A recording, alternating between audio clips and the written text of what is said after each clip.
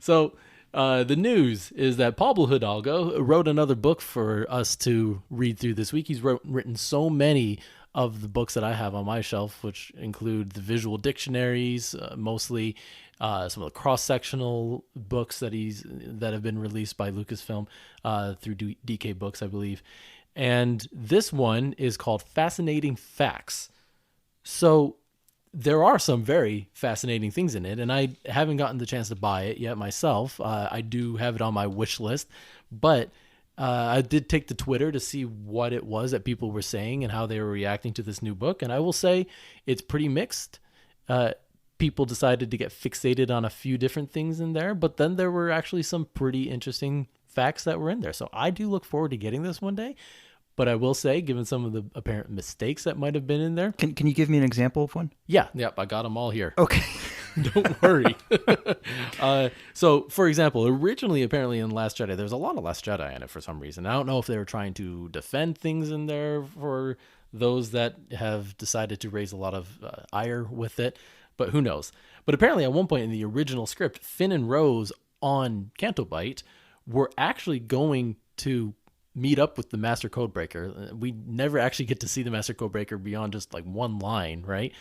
They were actually going to go on a little heist with him throughout Canto Bight. So he had a little bit of a bigger role, which I thought was interesting. What else?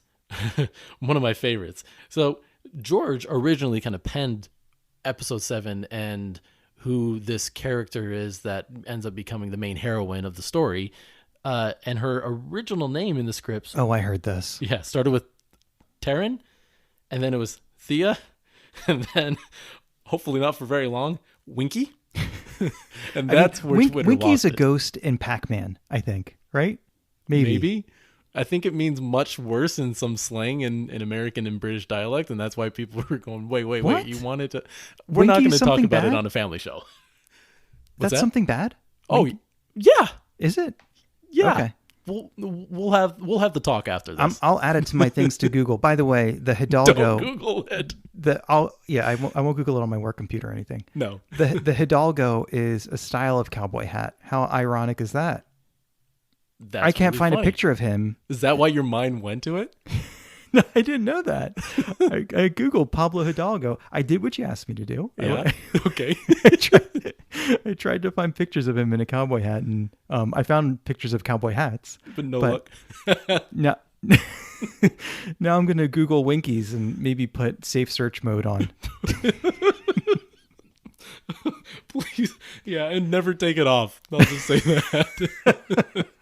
Okay, so let's move on. So she was not named Then apparently her name became Sally for a little bit. Sally? And Finn, his name was Harry for a little bit. Get it? When Harry met Sally. All right, moving on. And okay, then... Well, we were talking about, foreshadowing a little bit to Solo. It's weird that Tobias Beckett's name is Tobias Beckett, because that's a human Earth name. What? Like Tobias Beckett. Oh, yes. That could be your neighbor. It's just not very spacey. It's not from. It doesn't seem like it's from a galaxy far, far away. And neither does Sally, and neither does Harry, and neither does Winky. Which is probably why they get changed. But anyway, you're exactly right, though. It isn't as Star Warsy as you would expect it to be. Yeah, it's just not as spacey or alien. And by the way, I'm stuck on this. So about 10% of the people who listen to this podcast, based on the metrics that we have access to, which probably not everything, it's probably not all the detail we would want, are from the UK. Are they going to think Winky is funny? The Americans will too. They will? Yes. What don't I know? I don't know. Carry on. Sorry. Keep going. So anyway, then her name went to qi'ra, which we did know, and that eventually becomes the name of a character in Solo, right? So originally she was being thought of as qi'ra. And then Echo, and then finally Rey. So the name went through a lot of iterations before it landed on Rey. And I probably would say out of all those, Rey is my favorite. And that's a bit biased, true. But if I look at other names that are on this list, I would go with Rey first. Yeah, I really like it too. All right, so moving on from that one. Gosh, I can't see why this is sparking any conversation on the interwebs. That one sparked a lot of conversation. Just go look up some memes. They're out there. Apparently, George Lucas originally had Luke dying in episode 8. Yeah, I heard this. Wow. That was actually part of it. So that's where I think, like, were they putting that to defend some of the decisions they made in Last Jedi? I mean, they don't have to defend it to me. I loved it. Mm-hmm. But yeah, there were people that didn't like that Luke died. George Lucas intended that to happen. So it helps to maybe alleviate that pain for some people, but I doubt it did. Twitter was talking about that one a lot.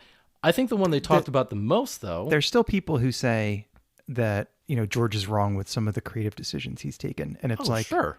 Yeah, but that guy's brain is where all of this started. If it weren't for his brain, we wouldn't have any of this. So let's let him do what he's doing because we like it. Now, he should have gotten a little bit more help with things like maybe writing the script or something, but... What do you mean, like some of the dialogue? Well, some of the dialogue, like that was the biggest critique, which I partially agree with the prequel trilogy, was some of the dialogue wasn't the best. Yeah. If you had someone or the original trilogy, some of it was pretty clunky. Yeah, that's true. But I don't know. I can look past some of those things, personally. It almost becomes like a hallmark of those movies. Like it feels authentic when there's a little clunk that goes along with it. Yeah, and nothing is perfect. No movie is perfect. I mean, someone can fight me on that one. But yeah. They're all creative decisions at the end of the day. Yeah. Right? All right. So one of the other ones that I think has really sent the Twitterverse all aflutter was there was this whole timeline basically showing Kylo Ren's life and Luke's life, and some of the years didn't match up with when it said that Kylo Ren showed up at Luke's temple, and on Luke's timeline when it said that Kylo Ren showed up at Luke's temple, like it said it was at a specific age, and then when you did the math to like the next event, which was Kylo Ren destroying the temple, the math didn't add up. It was like one said 16 years, the other one said 13 years, and so it was little oversights like that. Maybe it's like Jeremy Bearimy or something. They run separate timelines. That should be a goal of every episode, to drop a Good Place reference. Or an Arrested Development one. I don't care. I'll take either. There are dozens of us. Anyway, but apparently the one that people are really getting upset about was it shows that Luke had died at age 53. Which, how old's Mark Hamill, by the way? Much older than that. I was going to say. Okay, I think so he's like 60s, if not. That's what I thought. Later. All right. But go ahead. So he dies at 53. He dies at 53, and then it shows... Rip. At age 54... that he shows up to Rey, and everyone went, wait, Force Ghosts can age? And this was the moment where my hand meets my forehead. Where I just went like, come on, guys, think. No, he does not age. But everyone is so upset about this. Like, why are you saying that he ages? Isn't he just 53? Yes, his body is dead. It's 54 years after he was born. Thank you. And he's still experiencing life, but now through the Force. Yeah. As a Force Ghost. So he's not 54. Okay. It's not like the ghost is like, in only 6 years, I can ride the bus for free. Or, I'll be able to get my veterans discount soon. No, can you it's get just veterans discounts as a Force Ghost. Anyway, let's move on. He's just 54 years after he was born. That's the one that I saw multiple times on Twitter. I might have retweeted it just because I thought it was a little bit silly and funny with the reaction. I'm not mad at that. Some people are angry. They were angry. Well, and some were, again, getting very personal in their attacks at Pablo and saying he shouldn't have this job. I think they're just trying to get his job. He shouldn't have this job. Yeah, he shouldn't be responsible for this. Like, okay, how many mistakes have you made on your job? Right. But there are some things that I look at like, come on, do the math between some of those things. But that's why I'll wait for the second edition, maybe. Yeah. I'm still excited by some of these other very interesting points in here, so I will get this at some point. If you're interested in getting books like that, check it out. Go to your local bookstore. Support them. They need it right now. And pick this one up. Let us know what you think. Yeah, please do.